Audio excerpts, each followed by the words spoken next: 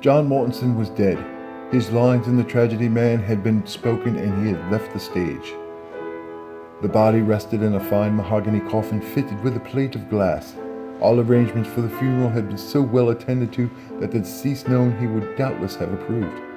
The face it showed under the glass was not disagreeable to look upon. It bore a faint smile, and as the death had been painless, had not been distorted beyond the repairing power of the undertaker.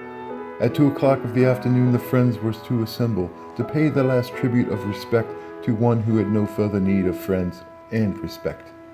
The surviving members of the family came severally every few minutes to the casket and wept above the placid features beneath the glass.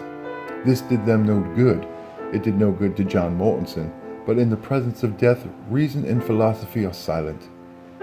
As the hour of 2 approached, the friends began to arrive, and after offering such consolation to the stricken relatives as the proprieties of the occasion required, solemnly seated themselves about the room with an augmented consciousness of their importance in the scheme funeral. Then the minister came, and in that overshadowing presence the lesser lights went into eclipse. His entrance was followed by that of the widow, whose lamentations filled the room. She approached the casket, and after leaning her face against the cold glass for a moment, was generally led to a seat near her daughter. Mournfully and low, the man of God began his eulogy of the dead, and his doleful voice, mingled with the sobbing which was its purpose to stimulate and sustain, rose and fell, seemed to come and go like the sound of a sullen sea. The gloomy day grew darker as he spoke. The curtain of cloud underspread the sky, and a few drops of rain fell audibly. It seemed as if all of nature were weeping for John Mortonson. When the minister had finished his eulogy with a prayer, a hymn was sung, and the pallbearers took their place beside the bier.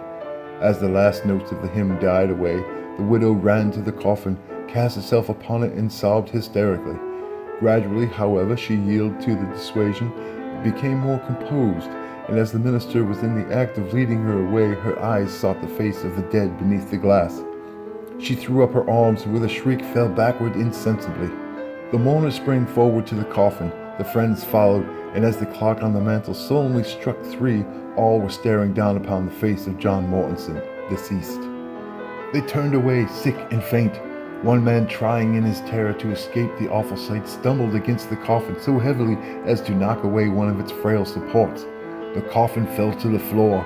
The glass was shattered to bits by the concussion. From the opening crawled John Mortonson's cat, which lazily leapt to the floor, sat up, tranquilly wiped its crimson muzzle with a forepaw, then walked with dignity from the room.